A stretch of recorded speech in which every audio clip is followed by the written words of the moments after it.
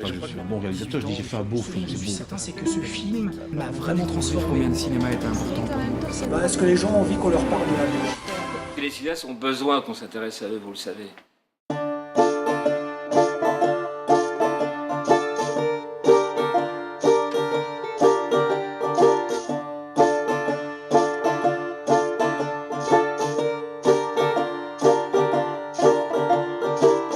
Don't you see my eye patch and the parrot on my shoulder? Don't you see the broadsword on my belt? I don't plan on staying in this bay. I'm gonna take what I need and sail away. I heard. On fait ça parce qu'on aime faire ça, qu'on aime porter des histoires, les faire exister, les rendre possibles. Et effectivement, y avoir des relations humaines avec des gens, enfin, c'est un métier de relations. Je pense que Jean-Jacques Comment, on aime les gens. Et c'est un truc qui est fondamental dans notre démarche. Faisons ce qu'on a envie de faire, ce qu'on aime faire. Bon, alors cette envie de faire et la vision qu'on peut avoir, elle est assez large parce qu'on a des goûts éclectiques.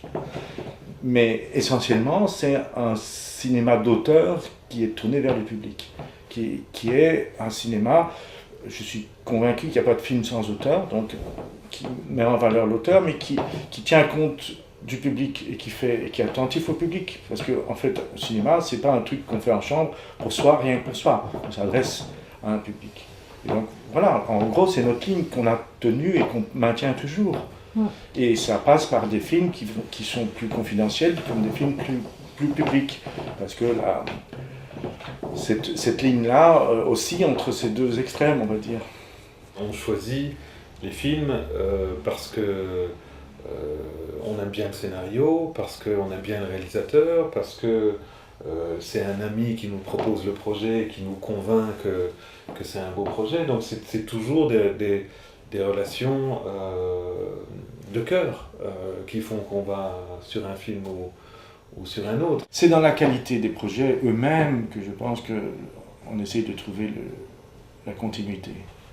C'est pas tellement dans le sujet, dans la hauteur du budget, dans la nationalité du réalisateur, dans le fait qu'on tourne ça dans une cuisine ou bien dans un désert. C'est pas ça le critère. De toute façon, il voudra jamais que tu le gardes. Pourquoi pas? Tu sais bien que ta mère te laissera pas le choix. Qu'est-ce qui t'a pris de te jeter dans les bras de Ben?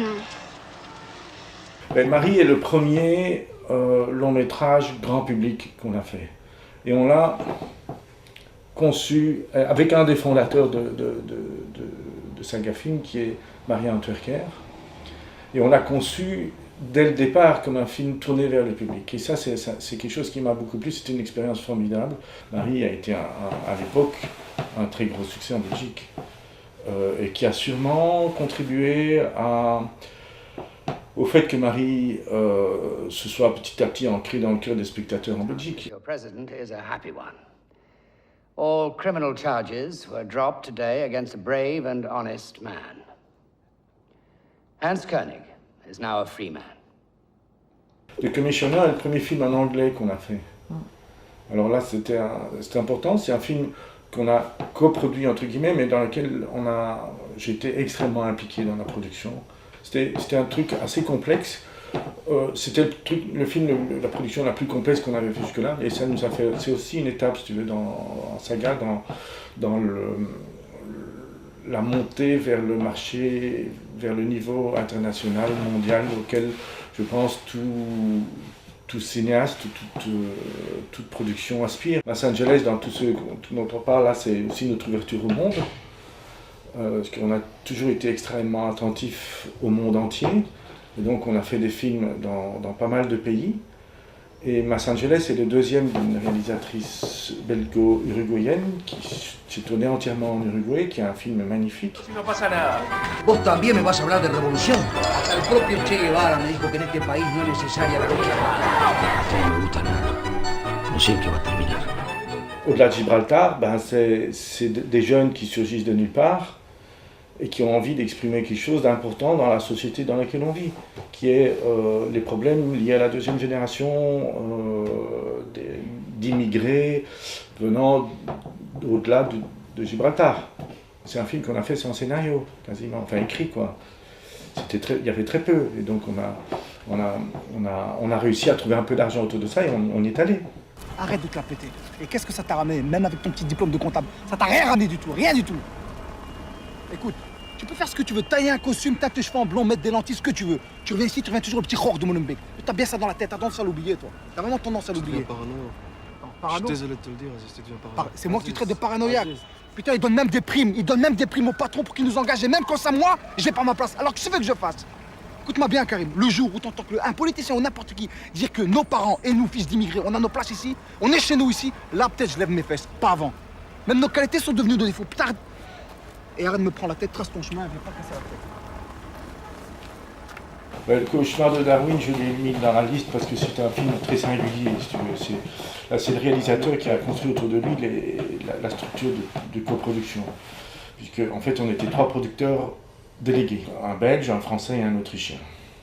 Et c'était voulu par le réalisateur, il avait un objectif qu'il a atteint, qui était qu'il était peu contrôlé, du coup. Puisqu'il y avait trois chefs. Et donc il a fait ce qu'il souhaitait faire. Heureusement, on était tous d'accord pour ce qu'il voulait faire. On l'a poussé, et surtout la Belgique l'a poussé dans un sens qui était le sens de la dramaturgisation du documentaire, en fait.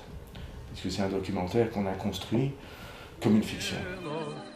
After bringing arms in Africa, they have to go back with fish.